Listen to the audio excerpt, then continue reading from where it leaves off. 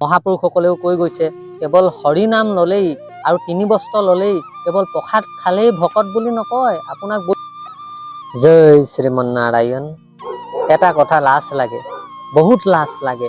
আজি অলপ দিনৰ আগত কি হ'ল জানে, বৃন্দাবনত আমেৰিকাৰ পৰা এহাল দম্পতি আহি, এহাল মানে বিবাহিত পতি পত্নী আহি তেওঁলোকে প্ৰেমানন্দজী মহাৰাজৰ সন্মুখত ওচৰত গৈ সংকল্প লৈছে যে তেওঁলোকে আজীৱন অখণ্ড ব্ৰহ্মচৰ্য পালন কৰিব। ভাবকচোন আপোনালোকে, এহাল বিবাহিত পতি পত্নীয়ে সংকল্প লৈ গৈছে। তেতিয়া প্ৰেমানন্দজী মহাৰাজে কৈছে, এয়া ধামত আপোনালোকে সংকল্প কৰিছে। তেওঁলোকে কৈছে আমাৰ বোলে শৰীৰ শেষ হৈ যাব, কিন্তু আমাৰ যি সংকল্প কৰিছোঁ সেয়া সদায় অটুট থাকিব, অটুট ৰাখিম।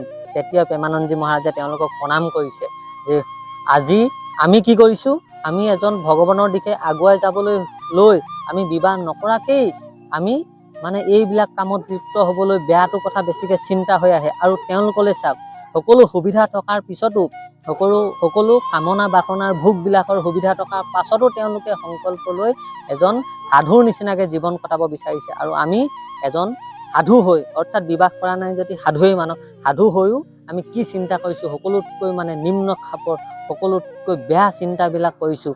সেয়েহে কৈছোঁ এইবিলাক চিন্তা বাদ দিয়ক আৰু কেৱল ব্ৰহ্মচৰ্য পালন কৰক।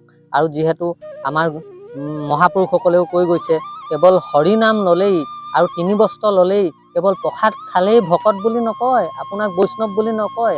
কাৰণ এৰিব লাগিব আমি কামনা বাসনা, এইবিলাক এৰিলেহে এজন পৰম ভক্ত বা বৈষ্ণৱ, এজন সাধক বুলি ক'ব। সেয়েহে ব্ৰহ্মচৰ্য পালন সকলো বিবাহিতসকলেই কৰিছে আৰু অবিবাহিতেতো সকলেতো, অৰ্থাৎ আমাৰ নিচিনাবিলাকেতো বিবাহ নোহোৱালৈকেতো ব্ৰহ্মচৰ্য পালন কৰিবই লাগে। আৰু যদি ভাবিছে যে জীৱনত বিবাহ কেতিয়াও নকৰোঁ, তেতিয়াহ'লে আজীৱন ব্ৰহ্মচৰ্য পালন কৰি জীৱনত সফল হওক আৰু দেশৰ কাৰণে, সমাজৰ কাৰণে কিবা ভাল কৰক, কামত আহক। সেয়েহে জীৱন উত্তম বুলি কৈছে।